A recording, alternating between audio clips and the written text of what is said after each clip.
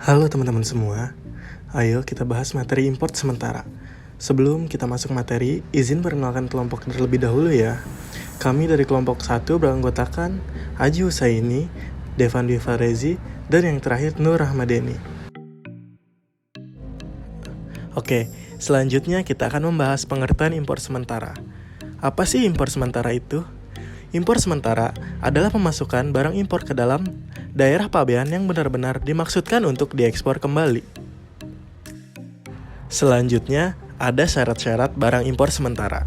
Yang pertama adalah tidak habis dipakai dan tidak ada perubahan baik secara fungsi maupun bentuk. Yang kedua, dapat diidentifikasi sebagai barang yang sama pada saat diekspor kembali. Yang ketiga, memiliki tujuan barang dinilai harus memiliki tujuan yang jelas. Dan yang terakhir, bukti terdapat, bukti pendukung bahwa barang akan diekspor kembali. Jangka waktu impor sementara.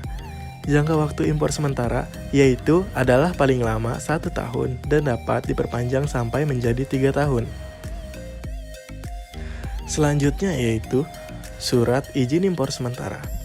Cara mengajukan surat izin impor sementara yaitu dengan mengirimkan surat permohonan kepada Kepala Kantor Bea Cukai setempat dengan memuat data yang pertama rincian jenis, jumlah spesifikasi, dan perkiraan nilai barang. Yang kedua, pelabuhan tempat pemasukan barang. Yang ketiga, lokasi penggunaan barang. Yang keempat, tujuan penggunaan barang.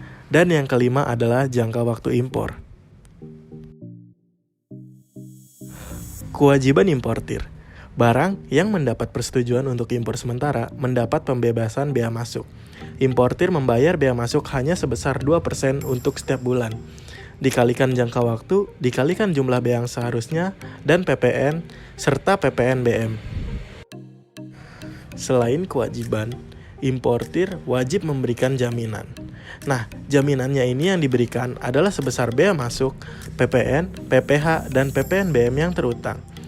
Jaminan bisa dicairkan apabila barang impor sementara tidak dapat ditemukan atau tidak dapat dilaksanakan pencegahan atau ekspor kembali. Penyelesaian pada barang impor sementara. 1. Diekspor kembali ketika kondisi barang masih sesuai dengan saat pertama kali diimpor. 2. Bisa dengan cara lain, yaitu yang pertama, tujuan tertentu. Yang kedua, dihibahkan ke pemerintah pusat. Yang ketiga, keadaan kahar atau force majeure. Selanjutnya, pengawasan dan sanksi. Apabila jangka waktu sudah berakhir dan masih belum diekspor kembali, dilakukan penyegelan paling lama 30 hari. Barang yang rusak berat, hilang, digunakan tidak sesuai tujuan, apabila mengajukan permohonan, tidak akan dilayani selama 6 bulan sejak dikenakan sanksi. Barang yang tidak diekspor kembali, selain alasan kondisi tertentu, apabila mengajukan permohonan serupa, tidak akan dilayani selama 12 bulan sejak dikenakan sanksi. Barang dipindah lokasi atau digunakan untuk tujuan lain.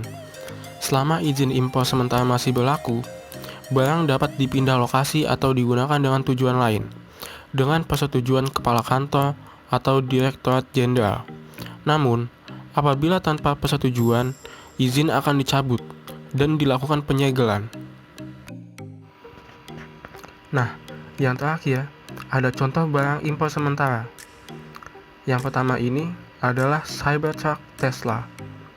Yang kedua, ada alat pemberat bangunan. Yang ketiga, ada barang penelitian. Terima kasih teman-teman semua.